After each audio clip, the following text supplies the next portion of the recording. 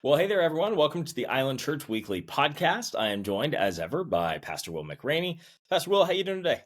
It's a good day, Matt. I hope that you're Yeah, doing well. Chasing your kids are getting adjusted to their schedules and getting the routines. And all is good. Yeah, we're well into it now. We're normal season, everything sports starting back up. Yeah, the whole kind of semester is in full swing now. So, speaking of things being in full swing, how are things at Island Church going? How was Sunday?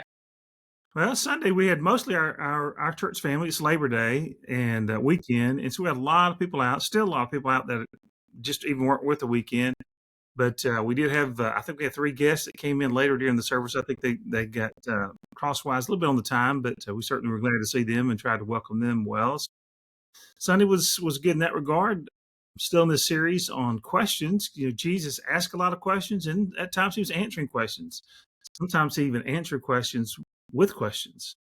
So we looked Yeah, at one of the most simple questions that he asked this past week. If you didn't get a chance to watch that, you weren't here Sunday and didn't get a chance to watch it already, I'd encourage you to go back and take a look at that message. It really is encouraging how Jesus took the request, could he have a drink of water, from a yeah, Samaritan woman, and it transformed the disciples around him who were watching. It transformed the woman herself because he talked about living water. And then she went back and then she asked a question, used his technique. Could this be the Messiah? It changed her people that came and that met Jesus. The point is that very simple questions, when we engage our lives with others, if we're walking with Christ and have a sensitivity to the Holy Spirit, can actually change generations to come. Yeah, absolutely. that's an amazing thing. We don't think about that way, but how we can use the very ordinary things of life to then transition into the spiritual, eternal things of life. It was just that part was good. I thought it was well received, and it just reminds us that God puts us together around people, even when we're doing ordinary kinds of things, and Yeah. to do His work. So it was a good Sunday in that regard. Love it, love it, love it. What's something that maybe you didn't quite get a chance to hit on in the sermon that's a little tidbit that you'd add in from Sunday? I'm kind of throwing us a curveball there, That's all but right. just, always like I know as a preacher, you've got mountains more research than what actually makes it in the sermon. And it's always the problem of like, how do I fit this in? But no, that's got to That's right. go. That's right. Anything that you kind of left on the cutting room floor that you'd want to share with? Well, that's a great question, and you know that is true. The people may think, or Sandy may think, I've shared everything that I thought on that subject. That's generally never true. Yep, But the next couple of weeks, I'm going to at least one, probably two. Still divine. I'm going to actually be back in the exact same passage. I love it. I love it. So there's more to come So on it. they really have to come the next 2 weeks I love it. to get it. I don't know what teas I could get, but there's a lot of things happening in this passage. There's a lot of things happening. There's the doctrine around this. Just think about this. Like Jesus is breaking down, like, who is your neighbor? He's talking about the very ordinary things of life and the supernatural kinds of things. You're talking about being on mission. You're talking about training the disciples. I mean, you got major themes in this one story. Of course, it is a pretty long passage. So I encourage you to read it. Everyone to read it. It's just out of John chapter 4, verses 1 through 42. And I read a few sections last week, but I encourage people to take a look at that. But we're going to be right back there again. So if you missed last week, go back and take a listen if you would. And then this week we'll pick up and look at some different angles of this. Almost like we've got this diamond, and we just need to look at it a little bit longer and let it settle in a little bit, and then look at some different facets of that diamond. It's the same diamond, just different parts of it. And so that's what we're Yeah, going to do this coming that's gonna week. be fun. That's gonna be very, very cool. Well, excited to see that come out and have you kind of walk through that scripture for the next few weeks and dive deeper. So, okay, well, what's happening outside of our Sunday morning gathering? What's happening in the life of the church that folks need to know about? What's coming up? Well, most things are gearing back up. Not every life group has gotten back started, but several of them have gotten back started. The men's group, women's group, going really, really well.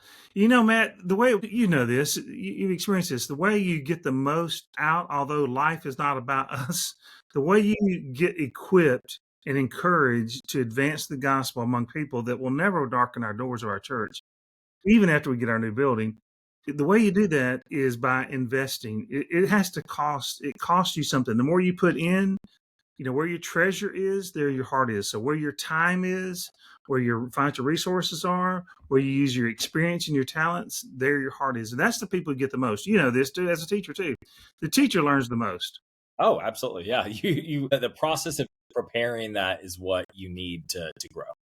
So I just encourage people, I understand how people travel and do different kinds of things. I get that, but we really need a stabilizing force that's healthy in the life of our church, because I believe the church is going to position itself for its current expansion with our new facility and Mm. with the future of the church. And so part of what that has to be built around is a group of people that said, you count on me. I encourage our people, you decide in your heart, I'm going to be one of those people that unless I have to be out, I got things. We're not saying just sit around here, but when I'm there, family, friends, or whatever, they will come with me, or they can, you'll see them after the service. I encourage you to just really be engaged, because you don't know who needs you and you don't know how God may use you, but we got to keep saying, here am I, send me.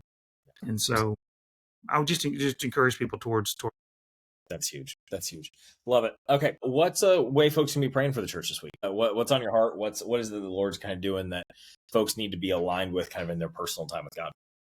Well, pastoring has numerous types of challenges. It was quite a different task than it was 20 or 30 years ago, and it's a much different task than it was 50, 75 years ago. And one of those kinds of things is that often we don't look to church people, look outward towards counseling, professional counselors who may or may not know Jesus. And we really stop looking toward the church family for wisdom and for insights. I mean, this is part of what Paul's writing was in the New Testament, was to encourage the women to go to other women, men be challenging, encouraging one another.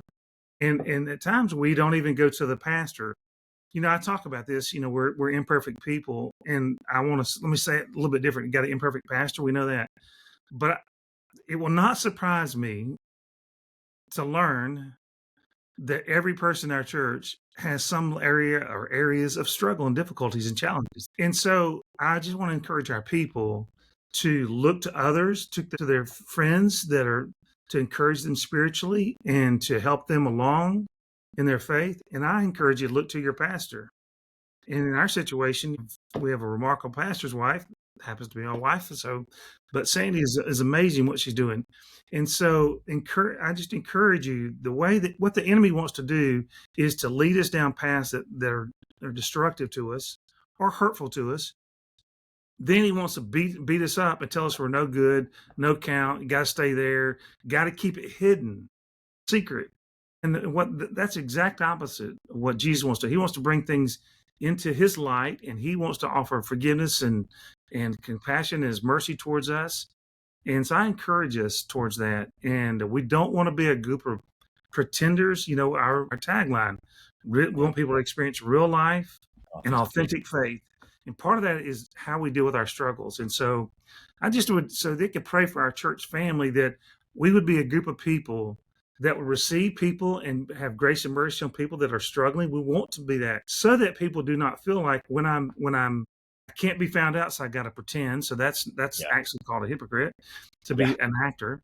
And so we don't want to do that, but we actually want to get some help for that. And the way to do that is to actually go to someone and say, hey, this is the area of struggle. Will you help me? Will you encourage me? So we want to be a different type of church. We're not here just trying to provide services, little performances. And so that's a hard thing to do, because our tendency all the way back from David with Bathsheba, picking Adam, I'm going to put the leaf on like that's going to hide something, right? I mean, God sees it all. And I, as your pastor, I don't see it all and I'll have to know it all, but I'm a person that you can come to with confidential matters or areas of struggles, but I'm not the only person. There are other people that you can go to. We want to be that type of church, because people outside that do not know Christ, that's the type of church they want to be around. Absolutely. That's a great word. Well spoken. That is the sort of church that is attractive to the world, that is something different than what exists in the world outside of Jesus. And so the more we can be like that, the more attractive the church is going to be, and the healthier it's for all of us to actually grow in our faith. So thank you so much for that encouragement, Pastor Will. Thank you all for watching this week's Island Church Weekly podcast. We'll see you on Sunday, or we'll see you back here next week on the podcast.